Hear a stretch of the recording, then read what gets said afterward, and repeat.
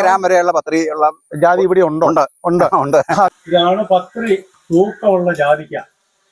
ഇതിന്റെ പത്രിക്ക് 8.5 ഗ്രാം തൂക്കം, 8.5 ഗ്രാം വരെ വരും. അത് കായുടെ കൊഴുപ്പും മുഴുപ്പും ഒക്കെ അനുസരിച്ചായിരിക്കും തൂക്കം, അല്ലേ?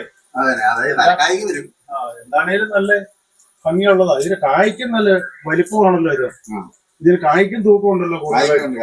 നമ്മൾ എത്തിച്ചേർന്നിരിക്കുന്നത് കടനാട് പഞ്ചായത്തിലെ കുരുമുളക് കർഷകനും മറ്റ് ഇതര കൃഷിയിലും മികവ് പുലർത്തുന്ന ജോസുകുട്ടി തെക്കേമുറിയിൽ എന്ന വ്യക്തിയുടെ വീട്ടിലാണ്. അദ്ദേഹം മികച്ച കർഷകനാണ്. എല്ലാ രീതിയിലും എന്ന് പറഞ്ഞാൽ ഒരു മിശ്ര വിള കൃഷിയാണ്. തെങ്ങ്, കമുക്, കുരുമുളകിൻ്റെ വ്യത്യസ്തങ്ങളായ ഏതാണ്ട് 50ഓളം ഇനങ്ങൾ കൃഷി ചെയ്യുന്നതാണ്. എത്ര ഇനമുണ്ട് കുരുമുളക് ഇനം? 50-60 വെറൈറ്റി ഉണ്ട്. അതിലെ ഏറ്റവും മികവുറ്റ ഇനം ഏതാണെന്ന് അറിയാമോ? ഇവിടെ ഞാൻ ഏറ്റവും ആദ്യമേ കൃഷി ചെയ്തത് കുതിരവാലി എന്ന് പറയുന്ന ഒരു വെറൈറ്റിയാണ്. അവിടെ തൊട്ടാണ് ഞാനിത് കളക്ട് ചെയ്യാൻ തുടങ്ങിയത്, നല്ല പുതിയ ഇനങ്ങൾ. അപ്പോൾ ഏറ്റവും പുതിയ ചന്ദ്രൻ മുതൽ എല്ലാം ഉണ്ട് എൻ്റെ കയ്യിൽ. അപ്പം 5-6 വെറൈറ്റികളാണ് ഇവിടെ നല്ല റിസൾട്ട് തന്നിരിക്കുന്നത്. അത് അഗളി പെപ്പറുണ്ട്, പിന്നെ കൊറ്റനാടൻ്റെ ഒരു വെറൈറ്റി ഉണ്ട്, പിന്നെ ചീരാങ്കുഴിയുണ്ട്.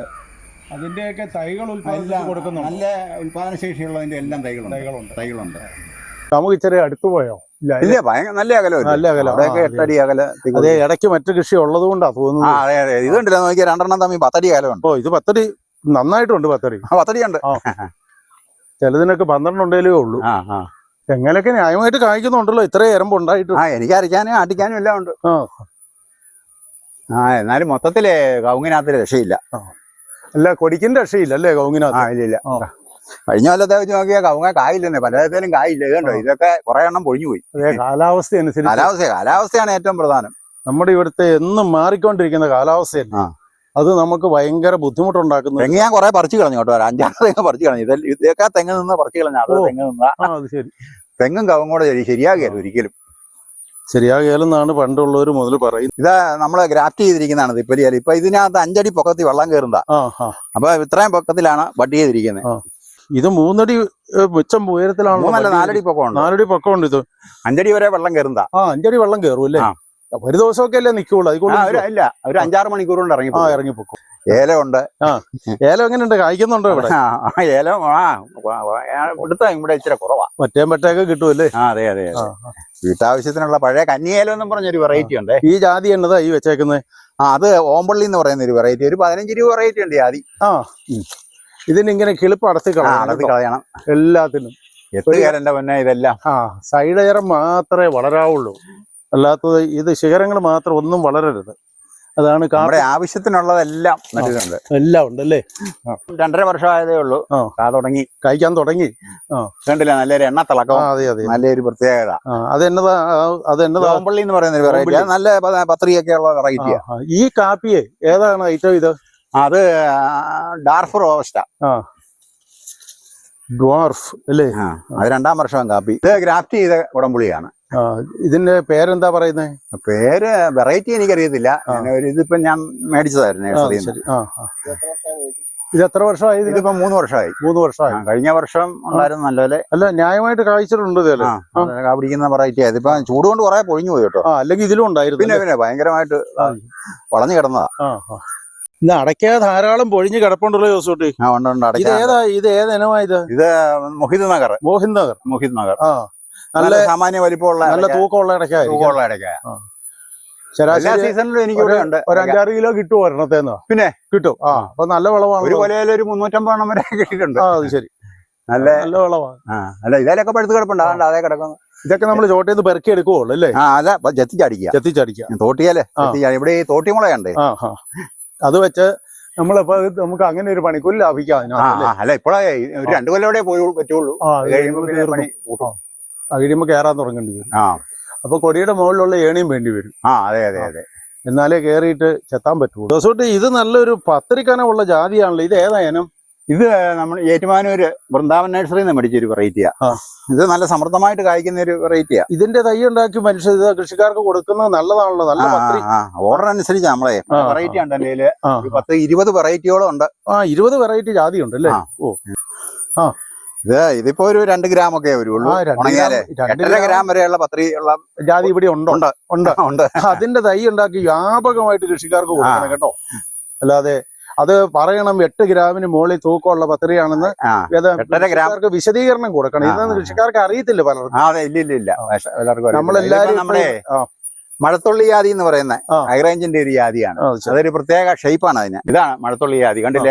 ഒരു പ്രത്യേക അതെ മഴത്തുള്ളിയുടെ ഷേപ്പ് ഹൈറേഞ്ചിൽ നിന്ന് കൊണ്ടുവന്നതാണ്. കായ്ച്ചു തുടങ്ങിയതേ ഉള്ളൂ, 3 വർഷം. മഴത്തുള്ളി ജാതി ഇത് ഒരു പ്രത്യേക തരം കുരുമുളക് ആണല്ലോ. കുതിരവാലി. ഇത് എവിടെ നിന്ന് സംഘടിപ്പിച്ചത്? ഇത് ഞാൻ കുന്നത്തൂര് ജോയിസാറിന്റെ അടുത്ത് നിന്നാണ് മേടിച്ചത്. ഇതെന്താ ഇതിന്റെ പ്രത്യേകത എന്നതാ? ഇത് നമുക്ക് ന്യായമായിട്ട് നല്ല കായുണ്ട്, എല്ലാ വർഷവും കായ്ക്കുന്നുണ്ട്. പിന്നെ നല്ല ചെറുതനീളമുണ്ട്. ഇതെന്നൊക്കെ എത്ര കിലോ കിട്ടും ഈ ചെടിയെന്ന്? ഇതിനകത്ത് വലിയ കൊടിയെന്ന് 5.5 കിലോ കിട്ടിയതാ. ഉണക്ക 5.5 കിലോ. 17 കിലോ കൊണ്ട് പച്ച കിട്ടി. ഇവിടെ ഇത് പലതരമാണല്ലോ. ഒരു 50-60 വെറൈറ്റികളും ഉണ്ട്. 50-60 വെറൈറ്റി ഉണ്ട്. 50-60 വെറൈറ്റി ഉണ്ട്. നീ കുരുമുളക് കൃഷിയിലൊരു രാജാവാണല്ലോ. വിവിധ ഇനം താങ്ങുകാലികളാണല്ലോ ജോസൂട്ടി ഇതിനകത്ത് കാണുന്നത്. എന്താണ്? ഇവിടെ നമുക്ക് പ്ലാവുണ്ട്, മുരിങ്ങ ചെയ്തിട്ടുണ്ട്, ചീമക്കൊന്നയുണ്ട്, എല്ലാ വൃക്ഷങ്ങളും ഉണ്ട്. അതിൽ പിന്നെ നമുക്ക് ഏറ്റവും സക്സസ് ആയി കണ്ടത് പിന്നെ പയ്യാനിയാണ്. എന്താ പയ്യാനിക്ക് എന്താണ്? പയ്യാനി നമുക്ക് വളരെ സ്ട്രെയിറ്റ് ആയിട്ട് വളരുന്നു. പിന്നെ ദ്രുതഗതിയിൽ ആദ്യകാലം വളർച്ചയുണ്ട്. നമുക്ക് കൊടി കെട്ടിക്കൊടുക്കാതെ തന്നെ അങ്ങ് കയറിപ്പോക്കോളും. കാറ്റുപിടുത്തം എങ്ങനെയുണ്ട് ഇതിന്? കാറ്റുപിടുത്തം ഒരു കുഴപ്പമില്ല. കവുങ്ങ് പോലെ നിൽക്കുന്നുണ്ടേ ബ്രാഞ്ചസ് കുറവാണ്. അതുകൊണ്ട് എരമ്പ് പൊതുവിൽ കുറവാണ്. നല്ല കാറ്റടി വെളിച്ചം കിട്ടുന്നുണ്ട്. അത് നല്ല വളവും കൊടിക്ക് കിട്ടും. കേടും കുറവുണ്ട് കൊടിക്ക്. അങ്ങനെ പയ്യാനി കുരുമുളക് കൃഷിയിൽ ഒരു സവിശേഷ ഒരു വൃക്ഷമാണ്. പഴയ കാലത്ത് സാധാരണ കുരുമുളക് കൃഷി മുരിക്കലായിരുന്നല്ലോ. ഇത് എന്താ ഇങ്ങനെ ഒരു മാറ്റം? മുരിക്കും മറ്റ് പല വൃക്ഷങ്ങളും ഞാൻ പരീക്ഷിച്ചു. അതിനൊക്കെ പുഴുക്കേട്, കാറ്റ് വന്നാൽ ഒടിച്ചില്, അതൊക്കെയാണ്. അപ്പോൾ നമ്മൾ പൊടി നന്നായിട്ട് കയറി വരുമ്പം താങ്ങാലി പോവുക. ചീമക്കൊന്നയ്ക്കും പുഴുക്കേടുണ്ട്. പിന്നെ ചീമക്കൊന്നയ്ക്ക് ഒരു പ്രശ്നം എന്നാന്ന് വെച്ചാൽ 4 നിറത്ത് ഒരാണ്ടി ക്ലോൺ ചെയ്യണം.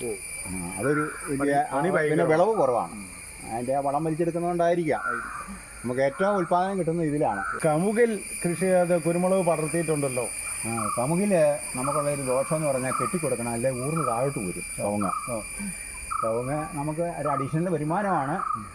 പിന്നെ ഇത് ഈ ഒരു പ്രശ്നം, കുരുമുളക് എല്ലാ പ്രാവശ്യവും ഓരോ പുതിയ തളുപ്പിന് അനുസരിച്ച് കെട്ടിക്കൊടുക്കണം. അതൊരു പ്രത്യേക പണിയാണ് അല്ലേ? അതെ. അങ്ങോട്ട് മണ്ടയിലോട്ട് ചെല്ലും തോറും അട്ടക്കാല് പിടിക്കുകയല്ല. ശരി.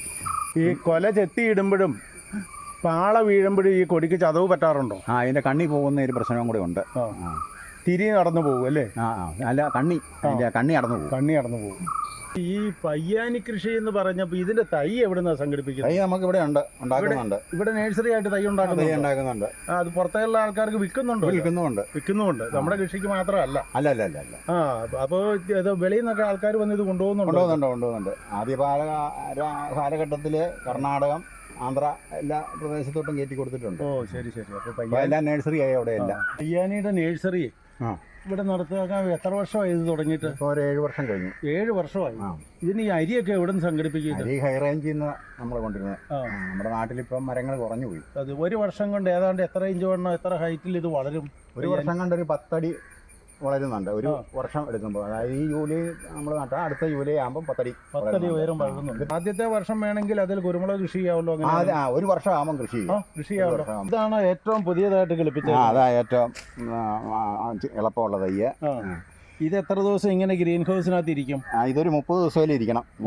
ഇതെന്താ ഈ ഗാർഡൻ നെറ്റിനകത്ത് നിന്ന് എടുത്ത് വെളിയിൽ വെച്ചിരിക്കുന്നത്? ഇത് നമ്മളെ ഗാർഡനിങ് എന്ന് പറയും. അതായത് ഒരു 10-30 ദിവസം വെയിൽ കൊള്ളിച്ചെങ്കിലേ നമുക്ക് ഫീൽഡിലേക്ക് വെക്കാവുന്ന ഒരു പരുവായി കിട്ടും. പ്രകൃതിയായിട്ടൊന്ന് ഇണങ്ങി ചേർക്കുക.